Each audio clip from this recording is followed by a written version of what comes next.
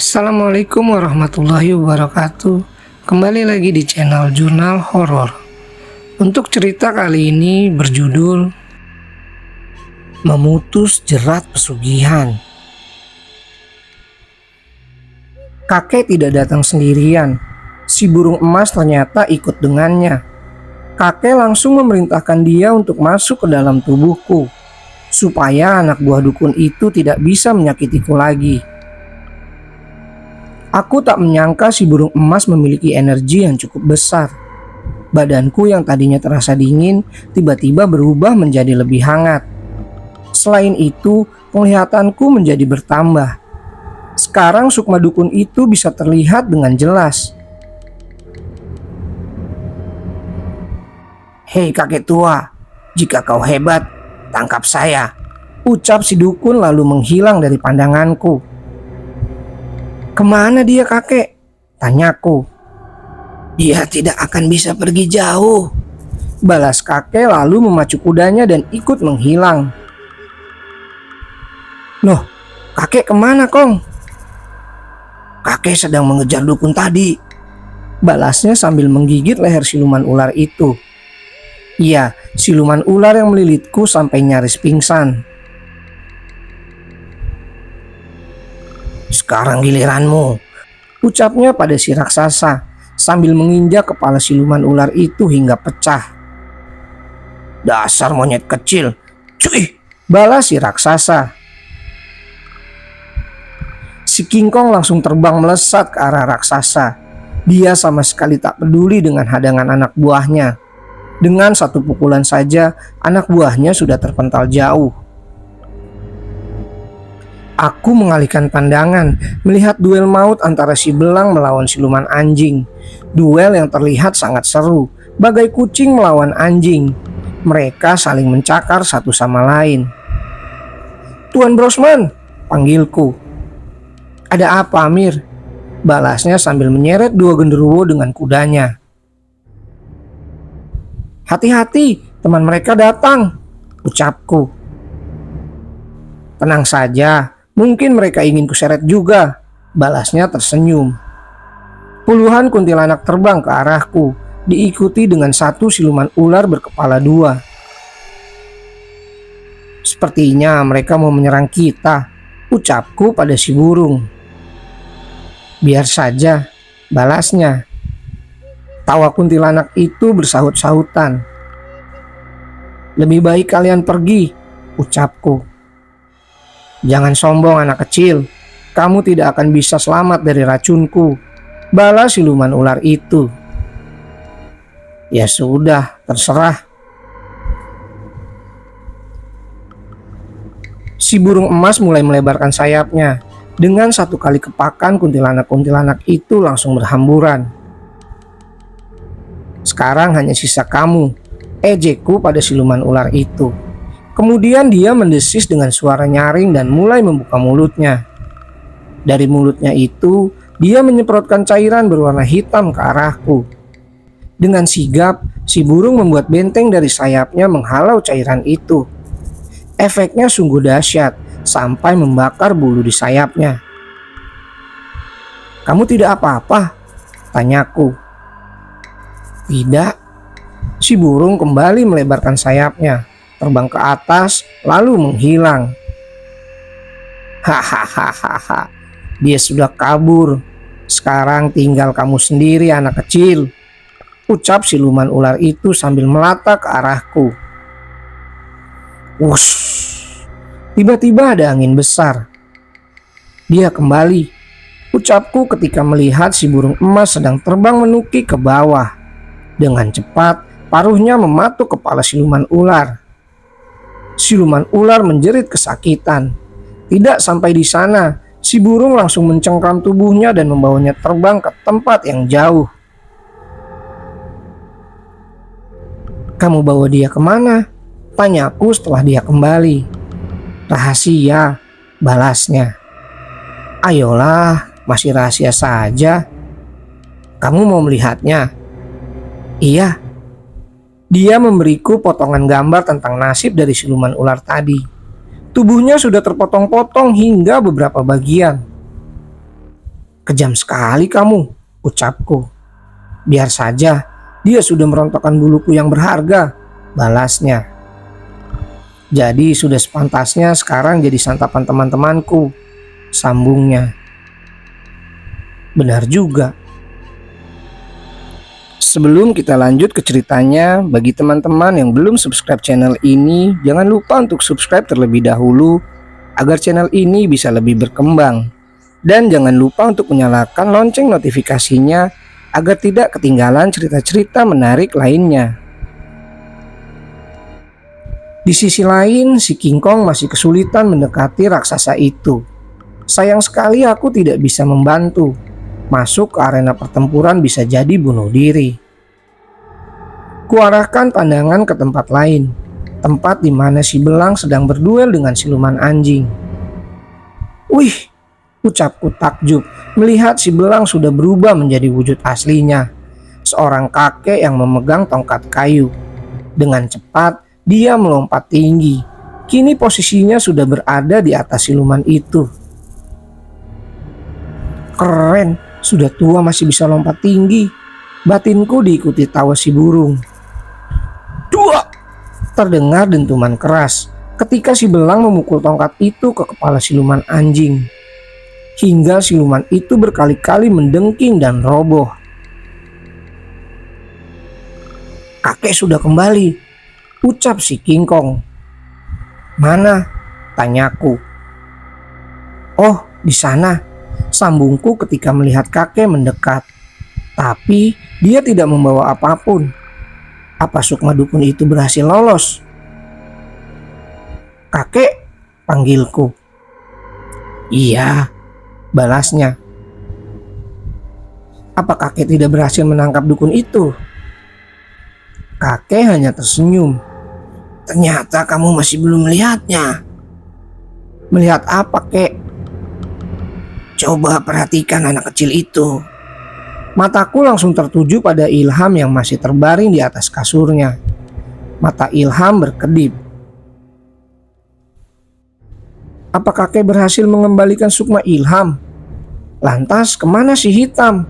Jangan-jangan batinku.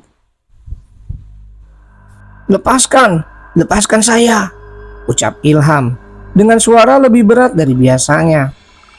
Aku langsung memfokuskan pandangan pada tubuh Ilham. Oh, kapan kakek memasukkannya ke situ? Kamu tidak sadar? Tidak, kek. Kakek pun tersenyum. Ternyata kakek memasukkan sukma dukun itu ke tubuh Ilham, lalu menguncinya agar dia tidak bisa kemana-mana. Tolong lepaskan, saya berjanji tidak akan mengganggu cucumu, rengek dukun itu. Sekarang tergantung kamu, Amir. Mau kamu apakan dukun ini? Kakek mau bantu murid kesayangan kakek dulu, ucap kakek. Dengan cepat dia melesat ke arah si King Kong. Lepaskan saya, anak kecil. Is, udah diikat masih sombong, manggil anak kecil. Aku bisa memberimu kekayaan. Gak. Jabatan, atau kamu bisa memilih wanita manapun untuk menjadi kekasihmu.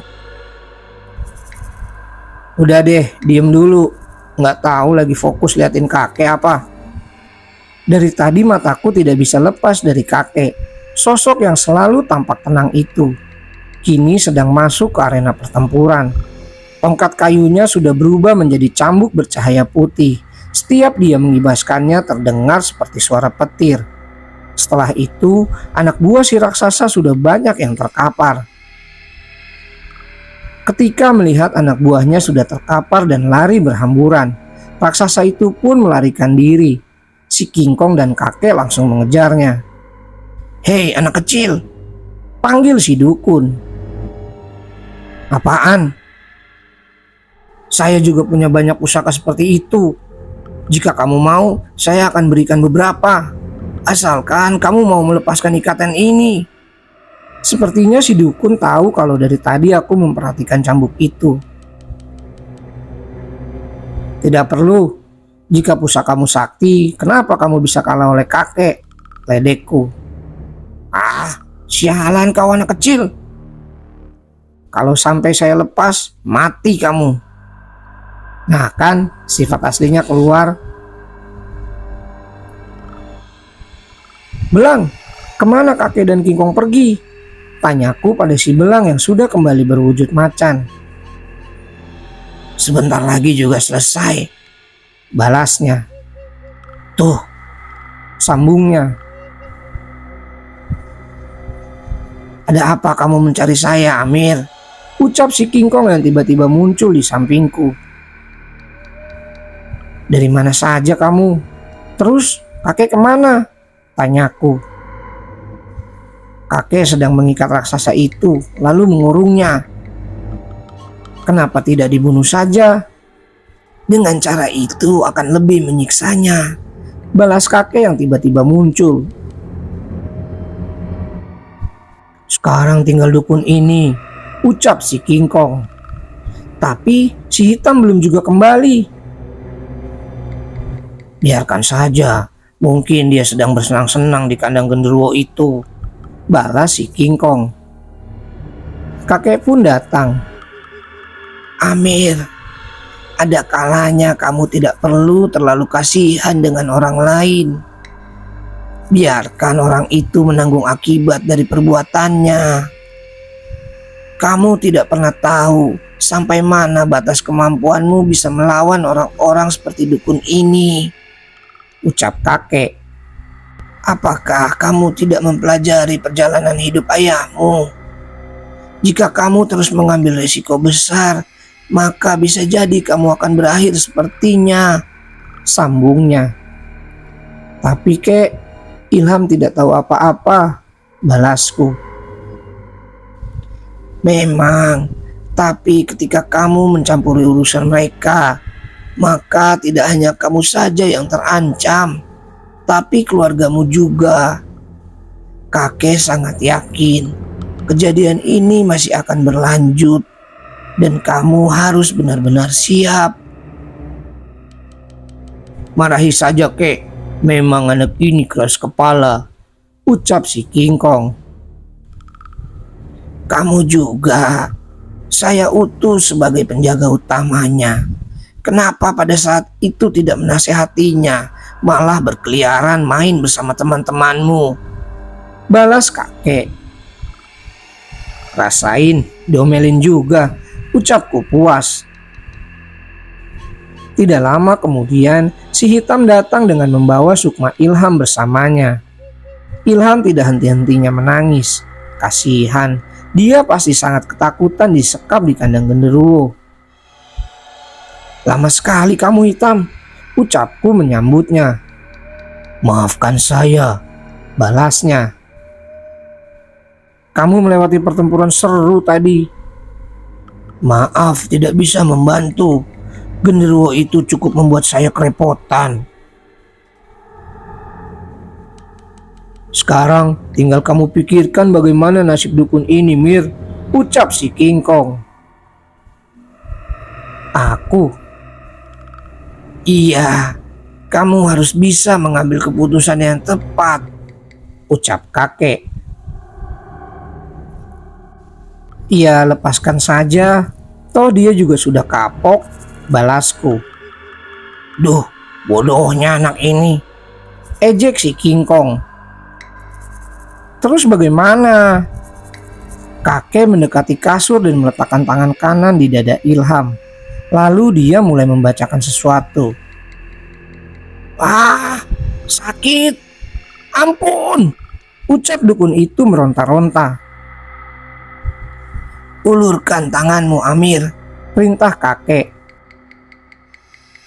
Dia memberiku 3 buah bola cahaya. Jika kamu menghancurkan salah satunya, maka dukun ini akan terus gelisah. Jika kamu menghancurkan 2, maka dukun ini akan kehilangan akal. Dan jika kamu hancurkan semua, maka tidak lama dukun ini akan mati. Pikirkan baik-baik pilihanmu, jelas kakek. Tolong kembalikan inti sukma saya, ucap dukun itu. Aku termenung melihat 3 inti sukma dukun itu yang ada di tanganku. Rasanya dilema sekali, harus menjatuhkan pilihan kemana. Tidak menghancurkan satu pun berarti ada kemungkinan dia bisa membalas dendam. Jika dihancurkan satu, dia hanya akan stres atau gelisah. Itu berarti masih ada kemungkinan dia balas dendam. Apa aku harus membuatnya gila supaya dia tidak ingat semua kejadian ini? Atau aku hancurkan semuanya saja? Jika dia mati, maka urusan ini akan cepat selesai. Sumpah, aku bingung.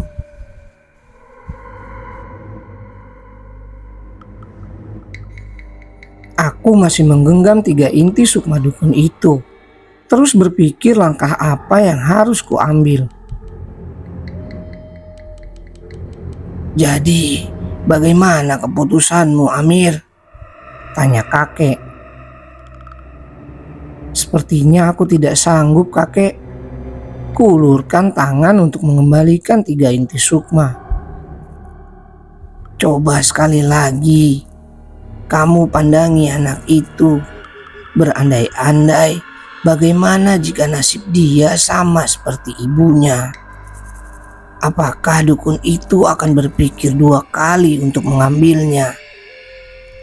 Semua yang dia lakukan hanya untuk uang dan keselamatannya. Iya juga, kek. Tapi apa aku bisa menghancurkannya? Kamu pasti bisa. Bagaimana caranya? Tetapkan hati, membaca doa dan fokuskan energi. Lalu hancurkan dengan tangan kirimu. Baiklah. Aku pindahkan salah satu inti sukma itu ke tangan kiri. Kupandangi cahaya bulat bercahaya itu, lalu mulai membaca doa. Jangan hancurkan, saya akan bertaubat, ucap dukun itu mengiba. Sukmanya masih terjebak di dalam tubuh Ilham. Konsentrasi, Amir, biarkan saja dia. Aku kuatkan genggaman, semakin kuat rasanya semakin panas. Inti sukma itu hancur, diikuti suara teriakan dari si dukun.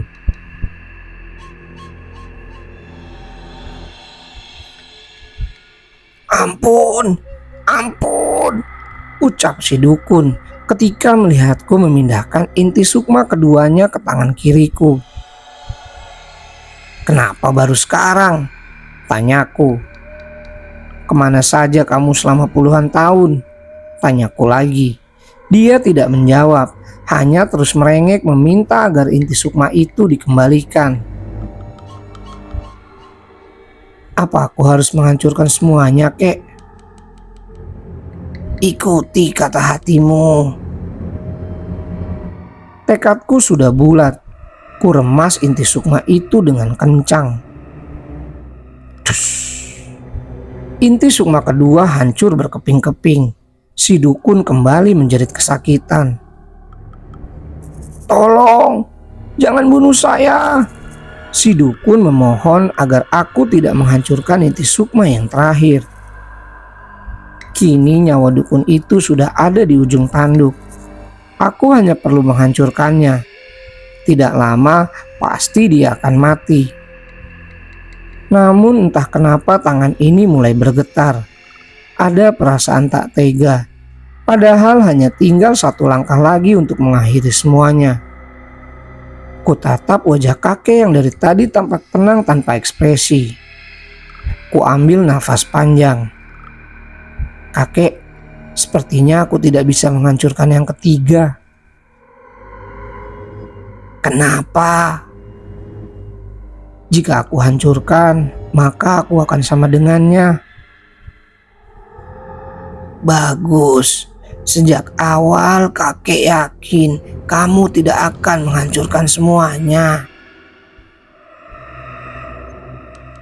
Fia, saya sampai deg-degan, Mir, ucap si King Kong. Aku takut kedepannya menjadi terbiasa membunuh. Sekarang dukun itu sudah kehilangan akalnya. Tinggal menunggu takdir akan membawanya kemana. Kamu jauh lebih berani dibandingkan ayahmu dulu. Rasa kasihan membuatnya sering membebaskan para dukun.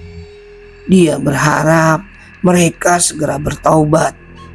Nyatanya mereka malah balas dendam dan terus-terusan menyerang. Hingga ayahmu tak kuat lagi. Iya kakek. Bagus Mir, si King Kong mengusap rambutku. Lagian, inti sukma itu sudah dikunci kakek. Jadi kamu memang tidak akan bisa menghancurkannya, sambungnya. Benarkah kakek? Kakek hanya ingin mengujimu saja, balas kakek sambil tersenyum. Sekarang semuanya sudah selesai. Kakek mulai menarik sukma si dukun dari tubuh Ilham, lalu memasukkan kembali sukma Ilham ke tubuhnya. Sekarang kamu harus lebih berhati-hati dalam melangkah. Jangan sampai kebaikan kamu malah mencelakaimu atau keluargamu, ucap kakek lalu menghilang dengan kuda putihnya. Tidak lama kemudian Ilham langsung tersadar dan menangis. Perjalanannya di alam lain pasti membuatnya sangat ketakutan. Makasih kak, ucap Ilham yang berusaha bangun dari tidurnya. Namun aku tak bisa membantunya. Bahkan untuk bangkit pun aku tak sanggup. Sepertinya energiku sudah terkuras habis. Efek pertempuran malam ini sungguh luar biasa. Tubuhku terasa pegal, panas, pusing dan lemas sekali. Kamu istirahat dulu aja, tiduran, jangan kemana-mana. Di sisi lain, aku sedang mengatur nafas dan merecharge energi. Setidaknya hanya untuk pulang ke rumah. Denny, teriakku. Apa Mir? Sahutnya dari luar. Bantuin dong. Udah boleh masuk? Balas Denny dari balik pintu. Iya. Denny masuk ke dalam kamar. Udah kelar? Lihat aja sendiri. Aku menunjuk Ilham yang sedang tiduran. Denny langsung menghampiri Ilham. Ilham? Tanya Denny. Ilham membuka matanya. Iya kak. Alhamdulillah. Parah tadi Mir di luar juga. Shh, nanti aja ceritanya. Mending bantu gue bangun nih. Lemas banget, selaku. Pantesan dari tadi cuma duduk di situ doang. Denny tertawa, lalu membantuku berdiri. Kami pun berjalan keluar kamar. Dari balik pintu, Pak Mul dan guru pesantren sudah menunggu. Dengan cepat mereka berdua masuk ke dalam, melihat kondisi Ilham. Pak Mul langsung memeluk anak semata wayangnya itu sambil menangis. Makasih ya dek, ucap Pak Mul terisak. Iya pak, balasku. Guru pesantren itu melihat setiap sudut kamar, seperti orang kebingungan.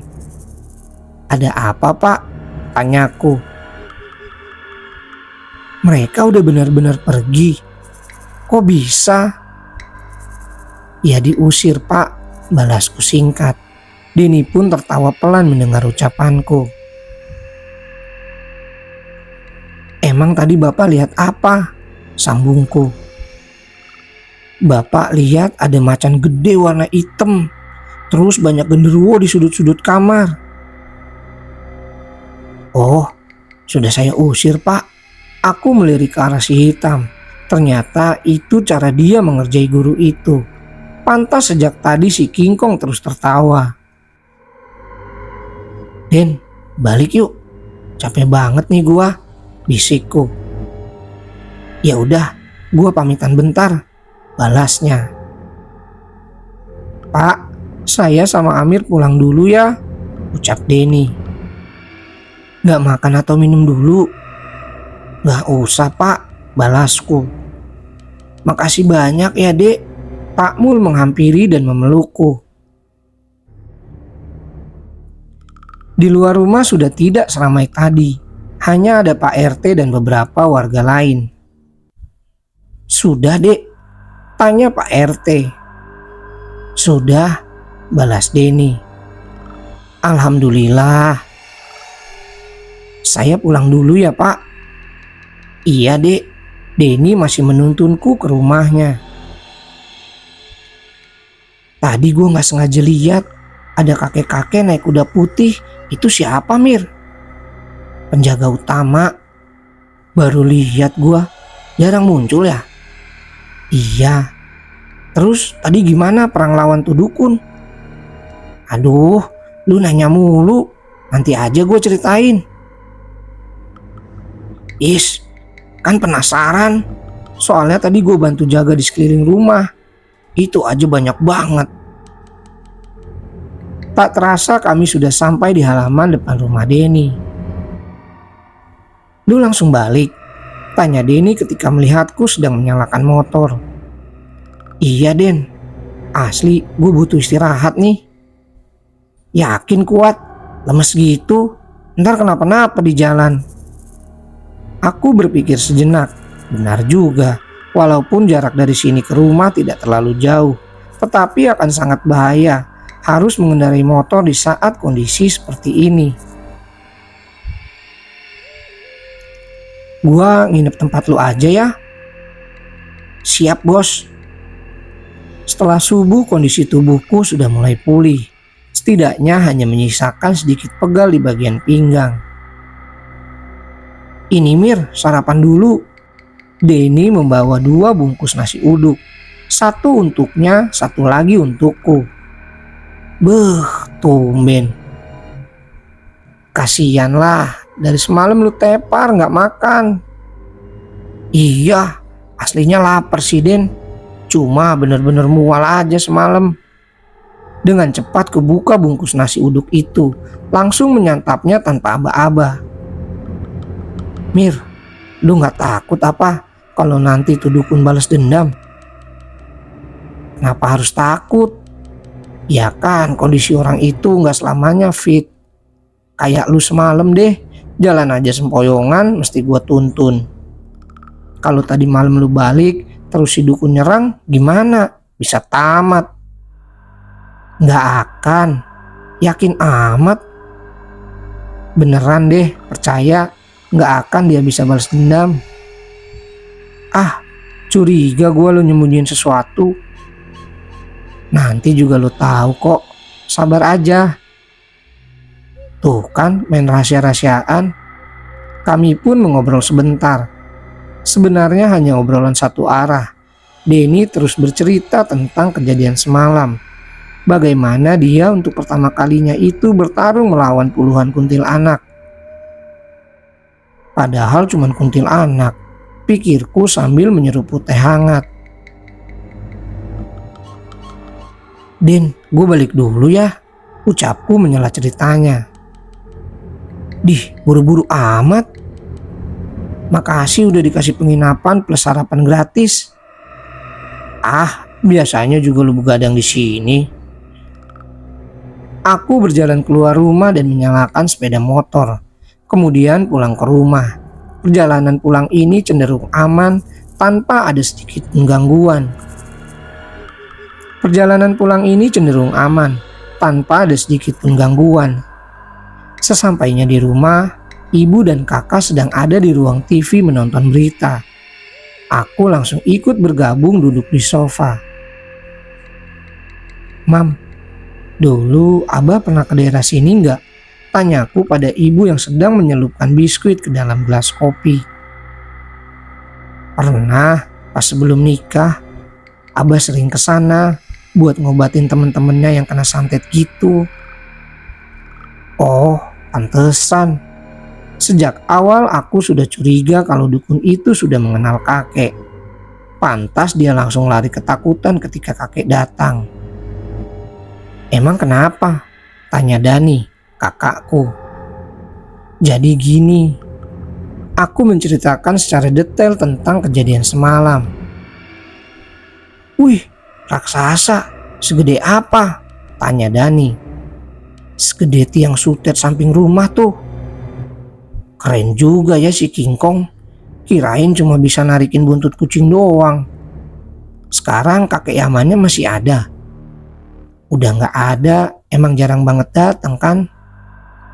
"Ya, padahal pengen denger cerita dia pas jaga Abah." "Ngarep amat, paling ujung-ujungnya kayak si belang. Kalau ditanya nggak tahu mulu atau nggak mau jawab." "Bener juga." Selang seminggu setelah kejadian, aku mendapatkan kabar dari Denny.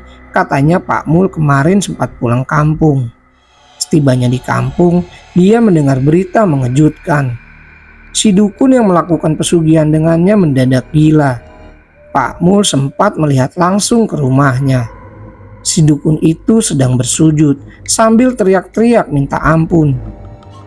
Aku hanya tersenyum membaca pesan WhatsApp dari Denny. "Jangan senang dulu, Mir," ucap si King Kong yang tiba-tiba muncul di sampingku. "Kenapa?" "Semua anak didiknya sudah tahu perbuatanmu." Cerita bersambung.